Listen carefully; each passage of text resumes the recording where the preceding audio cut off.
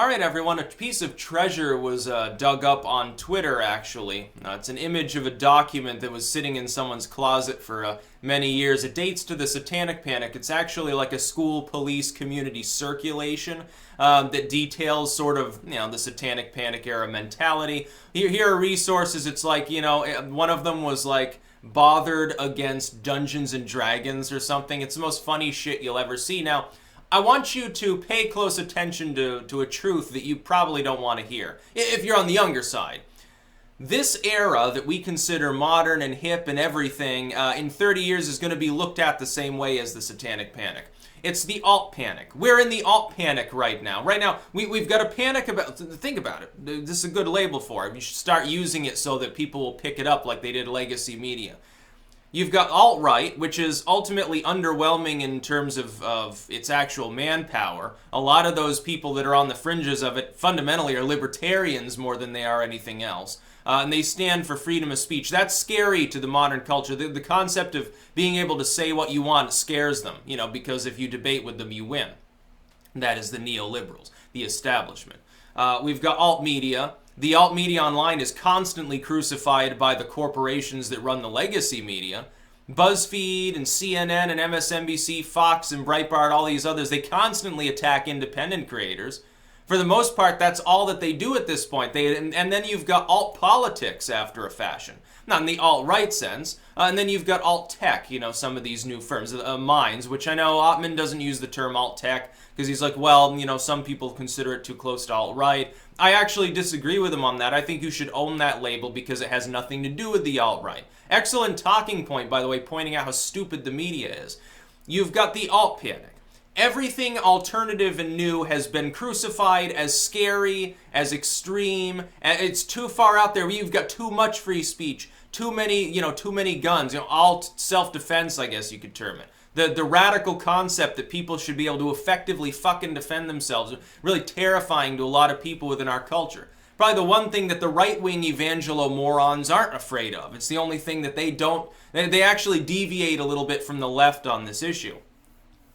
But if you look at this document, there are multiple pictures. You'll see signs that your child is being indoctrinated into Satanism include, and then they go through, it's like, suicidal ideation. Okay, little Jimmy can't possibly just be depressed. He's worshiping the devil. There's a lot of devil worshippers around now. Trust me, it's like fucking half the population. Playing Dungeons and Dragons, video game, like arcade games, certain music, heavy metal. If they're listening to heavy metal, they are definitely worshiping Satan. There you go. There you have it. Now, these claims look totally false. Totally laughable, ridiculous, dated in every possible way. The same way, 20 years ago, people would already say the same about maybe the panic about communists. Say, those people back in the 50s, they thought there were Reds under the bed, and the Soviets snooping through your laundry, and it was very spy versus spy, and it's used as a running joke. Even by the 80s, it was generally considered a laughing matter. Instead you have some bumbling communist on an 80s comedy show instead of the actual, the really, really scary commie sort of trope that you have maybe 30 years prior. 30 years on then, which is basically now, we have then our next moral panic. And we look back and correctly identify the Satanic Panic as ridiculous. The things that they thought were happening are ridiculous. There's another point of overlap that's more dark and less funny.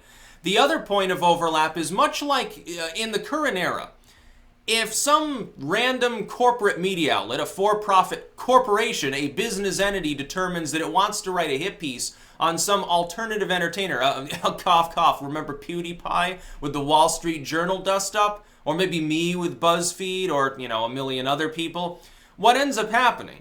They'll call you a Nazi or allude to you being extreme or a bigot or vile or out there, just generally abnormal, outside of the mainstream. Oh goodness, everyone panics. And it's the same exact thing as the Satanic Panic back then. You say, well, D. Snyder must worship Satan. Ozzy Osbourne worships the devil. Billy Idol, he's dabbling with witchcraft.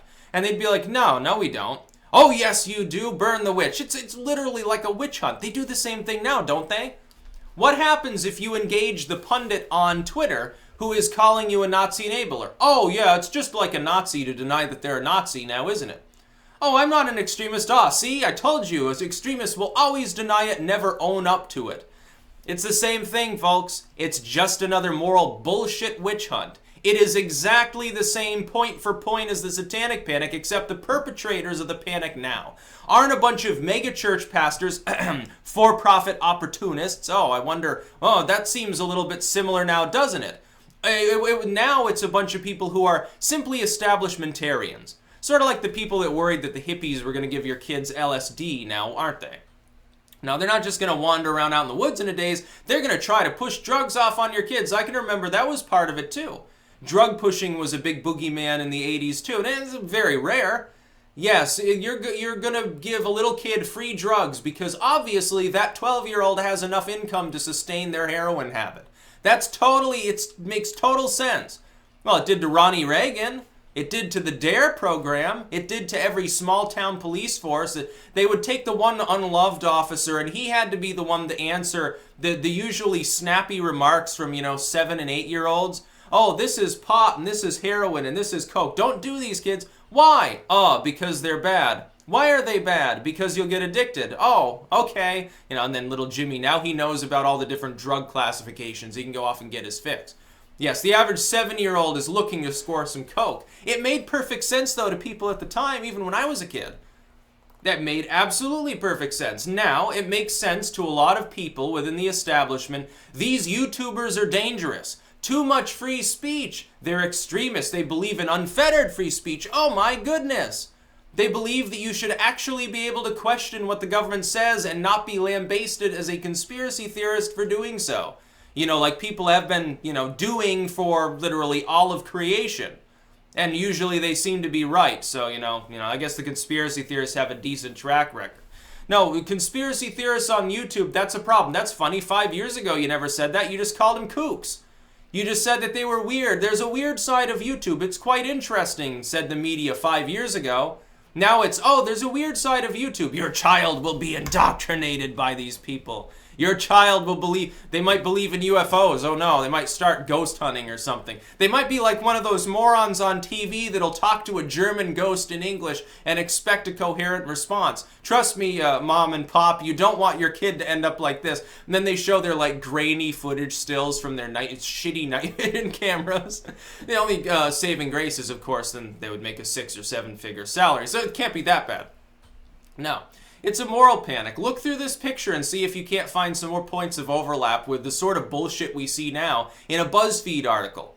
Oh, it's like, what was it? A MAGA hat means you might be a Nazi. Using YouTube too much, you might be a Nazi. You're listening to the wrong bands, you might be a Nazi. This band has, yes, Ozzy Osbourne talked about Satan a lot, but he wasn't a Satanist trying to get people to worship the devil. Likewise, there are bands that talk about, white nationalism or something. They're not even white nationalists. Some of them are satirizing it. But they're going to get lumped in the same. I was looking the other night. I was drinking, obviously. I was listening to Rage Against the Machine, which is a good band. And then I looked at their wiki just on a whim. And I found out they were unique in that they were the only band on which all of their music was suggested to be not played after 9/11. Then I looked up the report, the sort of 2001 Clear Channel circulation that they did about bands and songs they didn't want played after 9/11. It's like Free Fallin' by Tom Petty, Benny and the Jets, and Rocket Man. It's like some of the music was already dated. Some of the music was already 30 years old at the time. They were talking about Bob Dylan and the Beatles and shit. And I thought, well, yeah, there was a little bit of a moral panic thereafter. Yeah, people were definitely panicking. Maybe more for a legitimate reason, but the thing is, then they hauled off and they let the Patriot Act go through. Oh, the government wants to go through your library records. Clear Channel's not going to play any of this music. Don't play this. And then they said thereafter, it wasn't actually a ban, it was just a suggestion. Yeah, okay. Yeah, we suggest that YouTube start suppressing creators, but I'm not saying that you should ban them, just suppress them. Well, it's okay. What do you have a problem? They're a private corporation. We're in a moral panic. Never has it been more evident than when you fucking look at this document. Just take a look at it. See if you can possibly avoid coming to the same conclusion. It looks like saying, your kid may be a communist because your kid didn't scrub their nails enough. They didn't wear socks with their shoes this morning. You better follow them around. Make sure they're not going to any red meetings. It's the same thing. By the way, this also involved the drug war. The drug war is what happens when you spawn a long-term program from a moral panic. Does it work or does it not work? No, the reefer madness, helter-skelter stuff isn't real. The drug war ruins a lot of lives. The drugs, for the most part, never did. Legal ones did, opiates. Maybe going after those opium dens was an okay idea. Of course, now the opium dens turned out to be your own ma and pa sort of doctor's office. Your small-town doctor will be happy to give you 60 days of painkillers because of your wisdom teeth being pulled out. You can get 120 days because, you fractured your rib. Oh, you're going to need a lot of these Vicodin, trust me. Here's some Percocet. Here, just take some fucking liquid morphine. Here's some fentanyl lollipops. Have fun. It's basically how it works. No, we need to avoid giving into the moral panic. The best thing to do to dispel a moral panic is just to notify people that we're in one and then draw a contrast with outdated moral panics. There are a million points of overlap and just tell them, hey, look, 20, 30 years from now, people are going to look back. They're going to see the same thing. They're going to look at people that were worried about the alt-right rising up and lynching people, and they're going to laugh at them. They say that's laughable. It's bullshit. It will never actually happen. It's no different than, hey, an army of secret Satanists is abducting bodies from the graveyard and trying to give your kids cocaine. It never actually happened. It was always bullshit. The real conspiracy theorists turned out to be the establishment. And now that the paradigm has shifted, we're able to admit that about past eras. When are we going to admit it about this one? The real conspiracy theorists of today are CNN and BuzzFeed. There you go. That's about all. Peace out.